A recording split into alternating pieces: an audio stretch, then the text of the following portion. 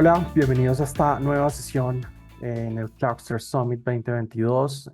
Yo soy Ricardo González, Chief Technology Officer de Cloudster, y para mí es un placer, como siempre, poderles compartir contenido en esta oportunidad relacionado al pilar de sostenibilidad del Well Architected Framework. Este es el pilar más reciente que se ha adicionado a este marco de referencia del buen diseño, implementación y operación de cargas de trabajo en la nube. Em, de mi lado, pues ya llevo más de 20 años de experiencia en todos los temas relacionados a arquitectura de soluciones y procesos de desarrollo de software en múltiples verticales, telecomunicaciones, marketing digital, industria, seguridad, salud, servicios financieros, gobierno, y hago parte de algunos programas con los cuales ayudamos a múltiples clientes a definir su estrategia tecnológica, em, y sobre todo su estrategia de nube. Hago parte del programa de directores regionales de Microsoft, eh, y pues también soy arquitecto certificado de la IASA, de AWS y Black Belt en toda la práctica de modernización de aplicaciones y seguridad en la nube. Eh, bueno, el tema que nos atañe es el pilar de sostenibilidad del Well Architected Framework. Y vamos a hacer un breve repaso de este Well Architected Framework. Es básicamente un compendio de conocimientos relacionados al diseño, implementación y operación de cargas de trabajo en la nube, organizado en 6 pilares: excelencia operativa, seguridad, confiabilidad, rendimiento, optimización de costos y sostenibilidad. Este conocimiento se consolida a manera de preguntas, y esas preguntas nos ayudan a entender que también estamos aplicando las prácticas o las mejores prácticas para estas actividades de diseño, implementación y operación. Y está organizado también en principios de diseño. Hay unos principios de diseño que son generales y otros que son específicos a cada pilar. Los principios de diseño generales pues funcionan de manera transversal sobre todo el framework, y son enfocados principalmente a lo que cambia cuando llegamos a la nube a partir de un ambiente o un escenario on-premise, en donde los temas de capacidad ya no se requieren adivinar para futuros inciertos, eh, donde podemos tener despliegues de ambientes con la misma escala de producción con mucha facilidad, donde podemos aprovechar mucho más los servicios y tecnologías de automatización para poder experimentar arquitectónicamente nuestras soluciones, donde con la salida de nuevos y nuevos proyectos constantemente podemos evolucionar la arquitectura de nuestras soluciones, guiar la arquitectura a partir de los datos, también pues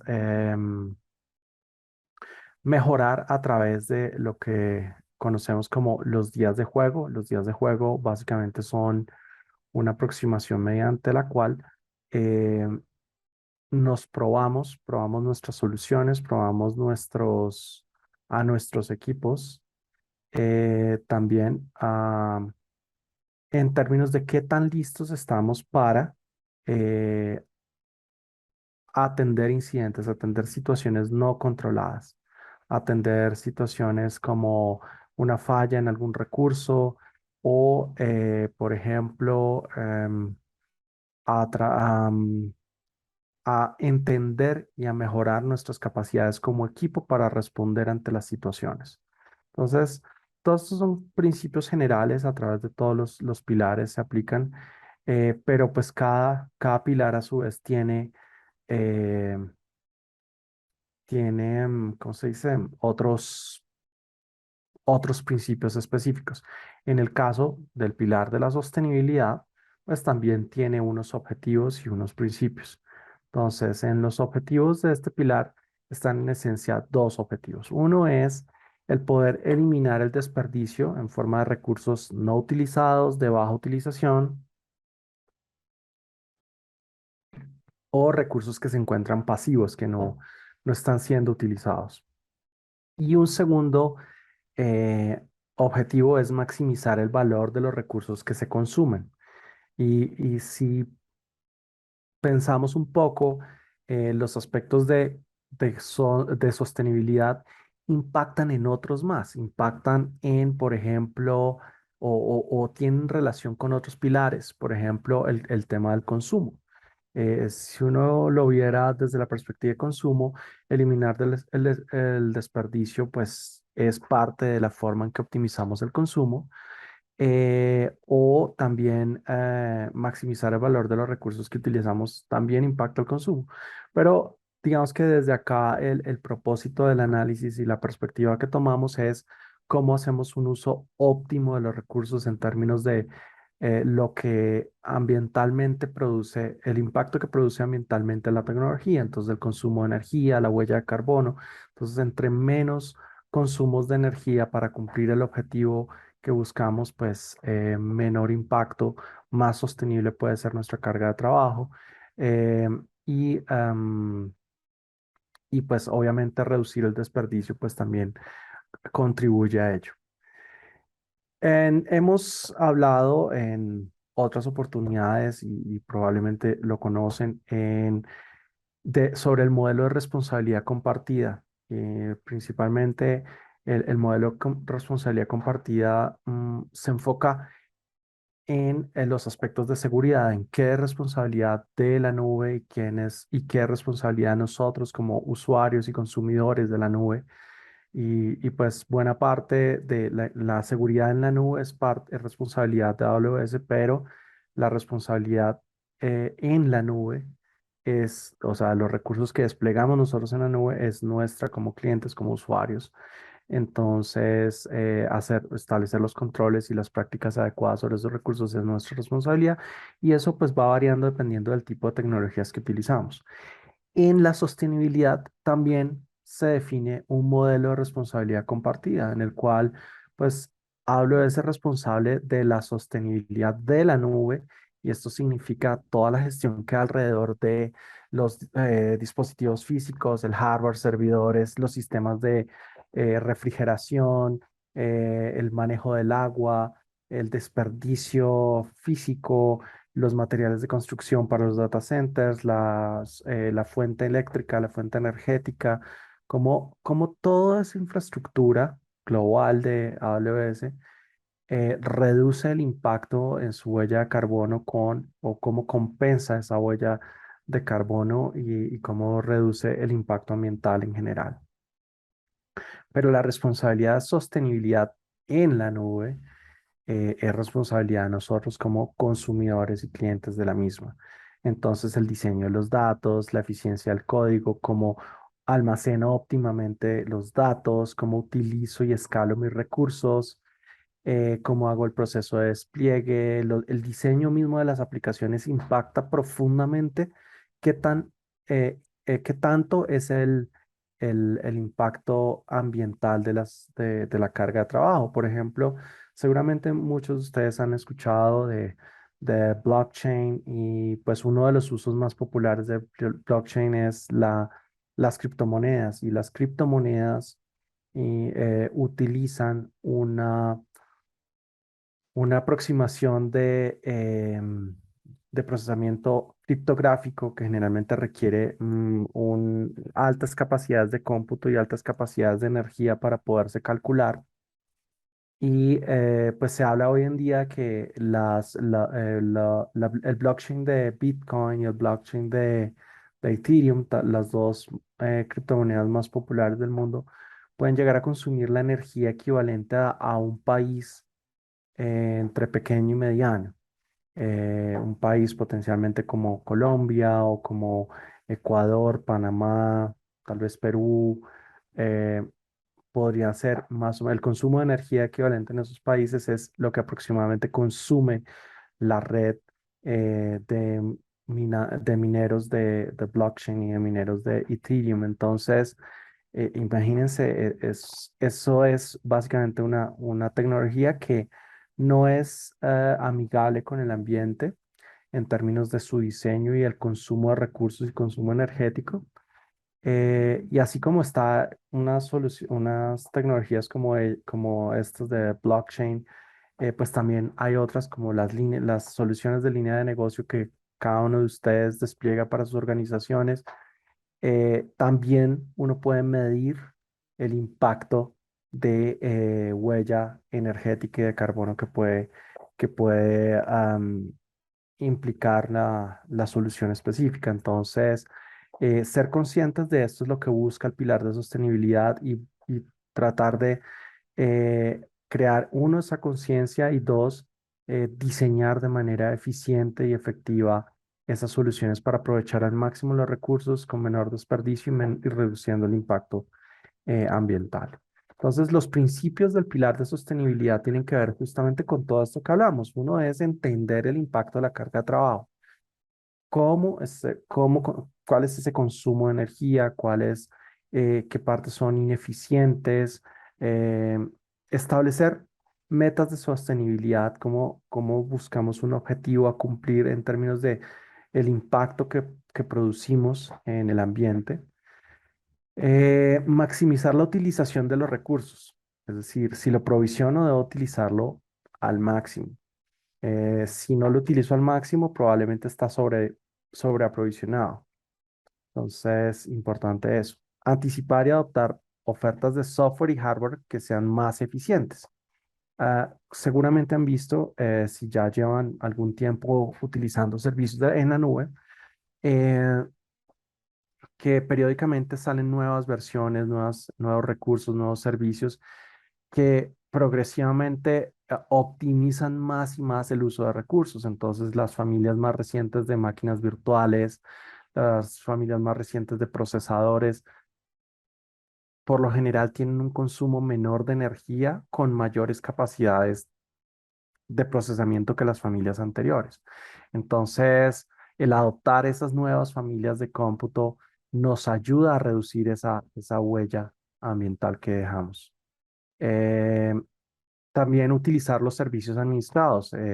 Entre más alto nos vayamos en la abstracción, más servicios de plataforma como servicio o servicios abstractos utilicemos, más estamos apoyando las capacidades de sostenibilidad, las características, los atributos de sostenibilidad, ya que estos servicios, pues, como al ser AWS el que se encarga de enfocarse en la sostenibilidad de ellos, pues básicamente estamos de forma directa reduciendo nuestro impacto en el ambiente. Y pues obviamente el objetivo es reducir ese impacto constantemente, el impacto que producen las cargas constantemente. Entonces, estos son los principios de sostenibilidad y básicamente se materializan en un proceso básico de mejoramiento. La estructura del proceso de sostenibilidad, para mejorar la sostenibilidad, es la misma que tiene un proceso general de mejora continua, en el cual identificamos objetivos de mejora, evaluamos mejoras específicas, priorizamos y planeamos dichas mejoras para poderlas aplicar, probamos y validamos que efectivamente cumplen el propósito, desplegamos los cambios en ambientes productivos, medimos resultados y replicamos el éxito. Es decir, de esos resultados finales, tratamos de sacar esas lecciones aprendidas para volverlo una práctica estandarizada, ¿no? Entonces, y esa es la forma en que replicamos el éxito. Entonces, para entender un poco este proceso, vamos a tomar un escenario básico de ejemplo.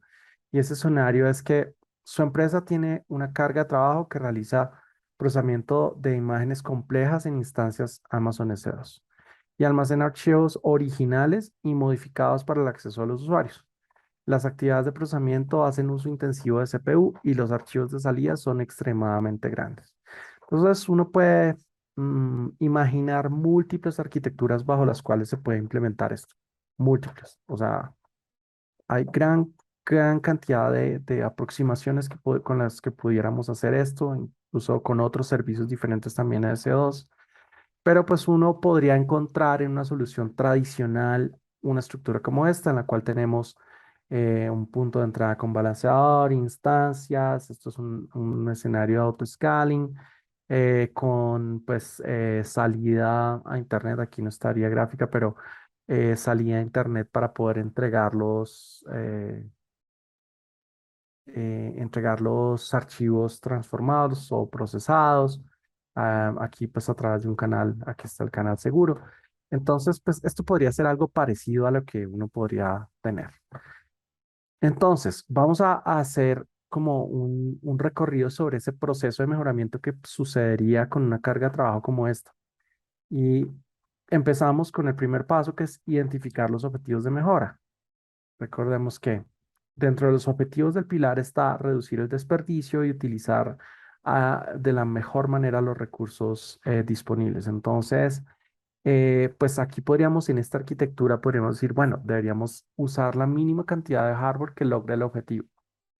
Y por otro lado, recordando la especificación del escenario, el escenario nos dice, miren, hay archivos muy grandes y que es muy pesado ese procesamiento. Entonces, probablemente para un escenario como ese, necesitamos utilizar tecnologías que sean más amigables con el patrón de uso y de almacenamiento y de uso de esos datos. Entonces, como los datos procesados se tienen que descargar, pues ahí hay oportunidades para utilizar múltiples tecnologías que nos ayuden a reducir, no sé, el tráfico de red, el almacenamiento utilizado, em, el almacenamiento reservado, el procesamiento que se requiere para entregar dicho servicio, dicho artefacto. Entonces, identificar claramente los objetivos. Y para poder evaluar las mejoras, debemos tener algunas métricas.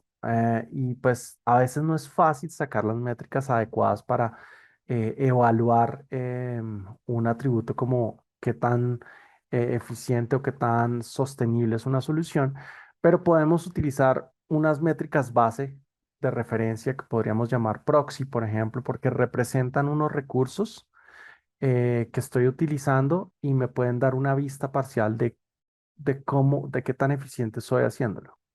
Entonces, por ejemplo, desde la perspectiva de cómputo, yo podría decir, mire, la métrica es minutos de CPU de una máquina virtual. Eso es una métrica. ¿Cuál es el objetivo de mejoramiento? Maximizar la utilización de esos recursos aprovisionados. Si una máquina tiene 60 minutos por hora, una máquina de un procesador tiene 60 minutos por hora disponible, ¿cómo maximizo que esos 60 minutos esté ocupada mi máquina? ¿Sí? Entonces, o si tengo 10 CPUs, pues que esos 10 CPUs se estén utilizando al máximo. Ese es mi objetivo con esta métrica. Para el almacenamiento, gigabytes aprovisionados.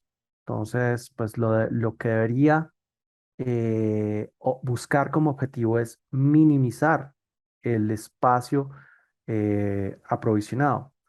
Si volvemos un momento a la gráfica arquitectónica, el almacenamiento básicamente está en las mismas instancias. Entonces, si están las instancias, estos son discos virtuales conectados a las máquinas y esos discos virtuales, para los que no conocen este detalle, pero un disco, el disco de una máquina virtual es como el disco de su computador y tiene una capacidad definida con la que viene o con la que se configura. En la nube, pues uno puede variar esos tamaños, pero básicamente uno dice, si tengo un disco de 100 gigas, es el disco de 100 gigas, así yo esté utilizando 1 giga, tengo separados los 100 gigas que potencialmente podría utilizar. Entonces, ¿cómo hacemos para que ese espacio utilizado de almacenamiento sea reducido al máximo? ¿Sí? Si necesito uno, pues solo provisiono uno. ¿Mm? Y también en términos de la métrica de red, ¿cuántos gigabytes se transfieren o cuántos paquetes se transfieren de salida de la nube? Entonces, esto es un punto importantísimo. ¿Y cómo reduzco esa cantidad de tráfico que se genera a partir del envío de nuestros archivos en esta aplicación ficticia? Entonces, aquí, por ejemplo, lo que vemos para poder evaluar esas mejoras, necesitamos definir unas métricas, unos indicadores particulares em, que nos permitan determinar, uno, el consumo actual y dos, las mejoras, pues comparar con las mejoras que hagamos. Entonces, debemos calcular algún valor que sea los recursos aprovisionados por unidad de trabajo y esto lo vamos a calcular a partir de una de esas métricas proxy versus la métrica de negocio del resultado. Entonces, por ejemplo, si procesar una imagen me toma 10 minutos de CPU y eso es una transacción de 1 centavo, entonces es 10 minutos de CPU por centavo. Y esa es mi unidad de provisionamiento por unidad de trabajo. ¿Sí? Entonces, o por archivo, no sé si por centavo, por archivo, por ejemplo. O cuánto me cuesta procesar 1 giga. Sí, eso es básicamente la identificación de esos KPIs con los que vamos a comparar los resultados antes de las mejoras y después de las mejoras. Al hacer esa evaluación, entonces definimos estos KPIs. Entonces, reducción porcentual de los minutos de CPU por transacción. ¿Cómo podemos bajar el tiempo que toma realizar un procesamiento de un archivo? ¿Cómo podemos también reducir los gigabytes por cada archivo? Y en términos de red, ¿cómo reducimos los gigabytes de tránsito por archivo procesado? Entonces, son objetivos muy claros: maximizar la utilización, reducir el recurso aprovisionado, reducir el dato transferido. Entonces uno dice, bueno, ¿cómo podemos hacer para reducir tanto el tiempo de uso de cómputo como el el almacenamiento utilizado o el tráfico generado por el envío de estos archivos? Entonces, pues uno podría decir, bueno, podríamos comprimir los archivos. Los archivos pueda que estén en un formato no comprimido y al utilizar un formato comprimido, pues vamos a reducir. Uno, vamos a procesar menos bytes, luego potencialmente tendríamos menos tiempo de utilización de CPU, podríamos tener menos espacio utilizado y podríamos también transferir menos datos por la red. Y fíjense que ahí con esa mejora estamos impactando todos nuestros KPIs de referencia. Entonces tenemos que evaluar esas mejoras en términos de el potencial que tiene para mejorar nuestros KPIs, el costo que implica hacerlo y el riesgo que implica hacerlo, porque pues al final es un cambio. ¿Cómo impacta esto dentro de mi solución? Entonces, si nos fijamos, por ejemplo, utilizar el hardware mínimo que necesitamos para lograr el objetivo, pues eso tiene eh, un potencial de impacto medio, em, porque pues, por ejemplo, podemos provisionar los recursos de tal manera que cuando haya más carga, pues se incrementen y los reducimos cuando haya baja utilización. Pero otra aproximación, otra mejora que proponemos también es utilizar tecnologías que soporten mejor, en la práctica es mejor los patrones de acceso y el almacenamiento. Entonces podríamos utilizar un mecanismo más efectivo de compresión, ¿cierto? Esa es nuestra otra mejora.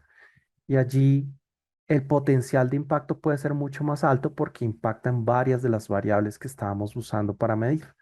Entonces, evaluamos esto dentro de las diferentes mejoramientos que hemos identificado para poder priorizar. Entonces, priorizamos lo que tiene mayor impacto, menor costo, menor riesgo, ¿cierto? Porque pues nos va a dar mejor resultado. Entonces, de acuerdo a eso, en el ejemplo que estamos viendo, pues primero sería incluir un algoritmo de compresión más efectivo y segundo, establecer un mecanismo de autoescalamiento predictivo para los momentos y escenarios de mayor carga. Entonces, después de priorizar, tenemos que probar y validar que esas mejoras efectivamente me proveen o me dan un resultado positivo. Y aquí tenemos que comparar la situación original, haber hecho las métricas, las mediciones antes de los cambios y luego de hacer los cambios, comparar esos resultados. Entonces, si el porcentaje de reducción en recursos por unidad de trabajo se redujo, entonces se redujo y se logró el objetivo y hay una reducción cuantitativa de recursos aprovisionados, entonces deberíamos avanzar con esa mejora y hacerla permanente, ¿sí? Pero si, por ejemplo, no se logró reducir los recursos aprovisionados por unidad de trabajo, pero sí se redujo los recursos aprovisionados en general, entonces también deberíamos proceder con ese cambio. Si se fijan, el criterio más importante aquí puede ser que la cantidad de recursos aprovisionados sea menor y ahí ya estamos logrando objetivos de sostenibilidad generalmente. Entonces, otras aproximaciones en las que aunque se logre el objetivo de reducción de recursos por unidad de trabajo, pero al final no se redujo los recursos aprovisionados, probablemente esta no sea una acción, eh, una mejora que valga la pena implementar, entonces deberíamos como buscar otras alternativas de mejora, ¿ok?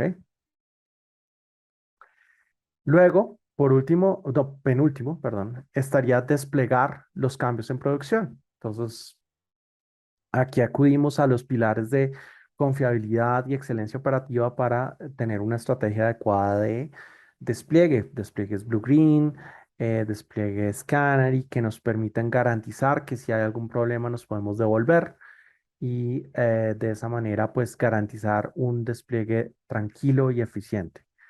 Ahora, eh, después de esto, tenemos que medir los resultados y replicar el éxito. Eso es lo más importante de todo el proceso para mí. ¿Por qué? Porque es cuando volvemos una práctica las lecciones aprendidas. Entonces, medir cuantitativamente la mejora por unidad de trabajo, comparar las estimaciones y los resultados, identificar qué factores influyeron en ese resultado, determinar el éxito, el grado del éxito y visibilizar esos resultados, identificar qué cosas también fallaron, tomar lo aprendido y aquí establecer prácticas y estándares, monitorear continuamente y cuantificar el beneficio neto en el tiempo. En la medida que va pasando el tiempo, también todas estas métricas se deben consolidar y debemos poder comparar en tiempo acumulativo los beneficios que nos ha traído estas mejoras. Entonces, ¿qué aspectos normalmente se abordan para mejorar en términos de sostenibilidad? Básicamente hay 6 aspectos principales. La selección de regiones en donde se encuentran los data centers, las regiones que vamos a utilizar, donde están desplegados los data centers. Esa elección es importante porque entre las diferentes regiones hay más o menos programas de sostenibilidad energética, sostenibilidad ambiental alrededor de esas regiones. Entonces, por ejemplo, hay regiones en las que termina siendo más costosa la energía y pues no se están utilizando fuentes renovables, ese tipo de cosas. Entonces, pues deberíamos incluir la elección de la región en nuestros criterios si estamos buscando un objetivo de sostenibilidad. También el comportamiento de los usuarios. Tenemos que revisar ese comportamiento de los usuarios para también desde esa perspectiva poder mejorar nuestras aplicaciones. La arquitectura del software, el diseño de almacenamiento y acceso a los datos, el hardware utilizado y el proceso de desarrollo son áreas en las que podemos mejorar. Veamos cómo. Por ejemplo, en el software. En el software tenemos múltiples estrategias para mejorar. Y aquí es importante, por ejemplo, el poder involucrar una arquitectura que funcione de manera síncrona. ¿Y esto qué significa? Que más que estar disponible para atender una solicitud cuando llegue, los recursos se provisionan efectivamente cuando la solicitud llega, no antes de, no están prendidos siempre. Entonces, reaccionan y procesan ante los eventos. Entonces, por eso tecnologías como serverless, tecnologías como Lambda, Fargate, contenedores, funcionan bastante bien en escenarios así asíncronos en los cuales pues se necesita hacer un spin-off muy rápido de un arranque de nuestras cargas de trabajo muy rápido. Entonces, esta arquitectura nos ayudará mucho. Refactorizar componentes de la carga de trabajo que tengan poco o ningún uso, o si no, eliminarlos. Optimizar áreas de código que consumen más tiempo o recursos. Muchas veces uno ve unos algoritmos que son a veces que uno dice, esto es demasiado enredado, siendo que se puede hacer mucho más sencillo. Entonces, por ejemplo, no sé, para calcular unos datos a partir de una base de datos, entonces, no sé, utilizan 10 12 consultas, se traen una cantidad de datos y luego con esos datos en memoria, entonces empiezan a cruzar y buscar y obtener el resultado. Pueda que desde el mismo diseño de datos, desde el mismo diseño del acceso a datos, yo pueda tener un resultado más rápido y no necesitar 12 15 consultas para luego poder hacer un procesamiento y generar el dato. Podría eventualmente requerir menos. Todo es importante entender los algoritmos y su eficiencia. La complejidad ciclomática y otros aspectos nos ayudan a identificar código que es potencialmente problemático. Optimizar el impacto en los dispositivos y equipos del cliente. Cuando tenemos, por ejemplo, cargas de trabajo que tienen una aplicación móvil, ¿cómo podemos optimizar el uso energético también en los dispositivos móviles, en los celulares, en las tablets? O sea, al final, si nuestra aplicación se consume toda la batería del teléfono del cliente, pues estamos teniendo una huella mucho más fuerte porque el cliente va a tener que recargar más seguido su celular, ¿cierto? Entonces, tenemos que optimizar ese impacto también en esos escenarios. Y utilizar patrones y arquitecturas que admitan mejor el acceso a datos y los patrones de almacenamiento. Entonces, hablando de la aplicación de ejemplo, alternativas básicas que surgen a partir de la problemática es, bueno, ¿por qué no más bien en vez de almacenar los archivos procesados o los nuevos en los discos de las máquinas, por qué no lo almacenamos en S3? S3 es un servicio de almacenamiento de objetos mucho más barato, muy eficiente, altamente durable, altamente disponible, que tiene ventajas como gestión del ciclo de vida, como versionamiento, encripción, en fin, hay una cantidad de beneficios que tiene este servicio, pero muchas veces las aplicaciones están diseñadas para correr en una máquina y solo funcionar como una máquina tradicional. Entonces, el diseño de las aplicaciones, siendo abiertos para utilizar repositorios como S3, pues nos ayudan a mejorar el software, la sostenibilidad desde la perspectiva del software. Lo mismo de la estrategia para mejorar pensando en el diseño de los datos. Entonces, tener una política de clasificación de datos, no solo en términos de seguridad, sino en términos, por ejemplo, de frecuencia de uso o de distancia con el consumidor. Entonces, es más cerca colocar los datos en S3 hacia un cliente que colocarlos dentro de una máquina virtual en una VPC, porque para sacar ese archivo de allí tiene que consumir CPU de la máquina, acceder al disco, cargarlo en memoria y entregarlo, por ejemplo, por el NAT Gateway. Y allí el NAT Gateway me va a consumir, me va a generar consumo a partir del tráfico saliente, ¿no? Mientras que en S3, pues las tarifas de esos tráficos de esas acciones son mucho más económicas.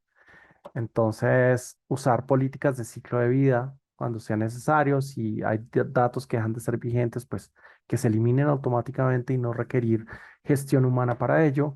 Minimizar el aprovisionamiento de almacenamiento en bloques, es decir, discos virtuales de máquinas virtuales, con lo que les decía. Pueda que yo necesite solo usar 1 giga, pero estoy separando 100 gigas, pues entonces es más costoso y pues menos sostenible. Eliminar datos innecesarios y redundantes. Debería haber un solo origen de los datos. El sistema de archivos compartido de almacenamiento de objetos para acceder a datos comunes. Entonces, en vez de los discos de bloque, los CBS, utilizar sistemas de archivo compartido, FS, EFS o FSX también, o también utilizar servicios como S3. Entonces, minimizar el movimiento de los datos entre las redes. Esto significa poner el dato más cerca al consumidor del dato. También realizar backups solo de los datos que no se pueden recrear. Si yo tengo la información y todo lo necesario para recrear los datos, si yo, por ejemplo, genero un reporte y lo almaceno en S3 y lo almaceno es como para tenerlo más rápido sin tener que procesarlo nuevamente, ah, está perfecto porque estoy haciendo más efectivo, más óptimo en el uso de los recursos, pero también significa que eh, si yo incluyera ese reporte en un backup, pues estoy almacenando datos que puedo regenerar, porque ese reporte se puede volver a calcular y volver a generar si lo requiere. Entonces, esos datos generalmente que se pueden recalcular o recrear no deberían protegerse como parte de un servicio de backup para no utilizar recursos innecesarios. Las estrategias para mejorar también incluyen el hardware y es utilizar el hardware mínimo para satisfacer las necesidades, utilizar los tipos de instancia que tienen menor impacto energético también, usar servicios administrados como Fargate, EKS, SS, Elastic Beanstalk, AppRunner, RDS, servicios que no requieran nuestra gestión adicional. Optimizar el uso de la GPU también, pues las GPU son los procesadores más costosos, ya sea on-premise o en la nube, y pues poder aprovecharlos mejor nos reducirá la huella ambiental y de sostenibilidad que dejamos. Desde la perspectiva del proceso de desarrollo, es importante tener una arquitectura que nos permita, que nos facilite el cambio, que nos facilite ajustar para ser más sostenibles también. Mantener las cargas de trabajo al día significa no solo el software, sino el hardware que corre sobre ellas y hacer pues los despliegues necesarios para mantenerla al día. Aumentar la utilización de los entornos de construcción. Muchas veces, por ejemplo, las organizaciones tienen sus ambientes de desarrollo y de prueba y los mantienen prendidos 24 horas y resulta que los desarrolladores trabajan de 8 a 5 y el resto del tiempo no están. Entonces, pues esto es un desperdicio eh, rampante. Entonces, aumentar la utilización de los entornos de construcciones que yo pueda usar, tener un KPI más alto de recursos aprovisionados por unidad de trabajo, que no sean más recursos, sino que sea lo menor, pero que pueda aprovechar mejor el tiempo encendido de esos recursos. Las granjas de dispositivos, Device Farm, para realizar pruebas de dispositivos móviles, de aplicaciones y dispositivos móviles, pues es importante para entender ese comportamiento de las aplicaciones en los dispositivos. Por último, están los patrones de comportamiento de mis usuarios. Entonces, ¿yo qué debo hacer? Poder escalar con la cantidad de usuarios que vienen. Entonces, si nuestra capacidad normal es para 100 usuarios, pero tenemos un pico de 300, pues escalar de manera consistente para poder em, prestar el servicio y no tener sobreprovisionado los recursos. Alinear los SLAs con los objetivos de sostenibilidad, es decir, que el uno no vaya en contravía del otro.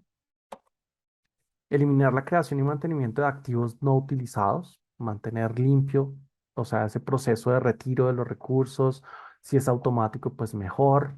Entonces, evitar al máximo el desperdicio, optimizar la ubicación geográfica de las cargas para la ubicación de los usuarios. Entonces, por ejemplo, si tenemos clientes de nuestras aplicaciones, no sé, en países como los que nos acompañan hoy, Colombia, México, Perú, Ecuador, Panamá, Costa Rica, Venezuela, Argentina, Bolivia, Chile. Imagínense, tenemos que nuestra aplicación debe atender clientes en todas estas regiones y se nos da por colocar nuestra carga de trabajo en un data center en Japón, ¿sí?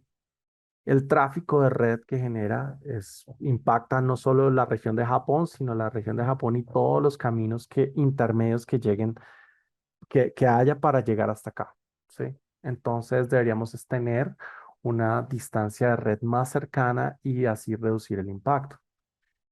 También utilizar los recursos de los miembros del equipo para las actividades realizadas también. Entonces, el poder aprovechar y usar solo, pues tener el mayor uso de los recursos, pero pues apagar y reducirlos cuando no se necesita.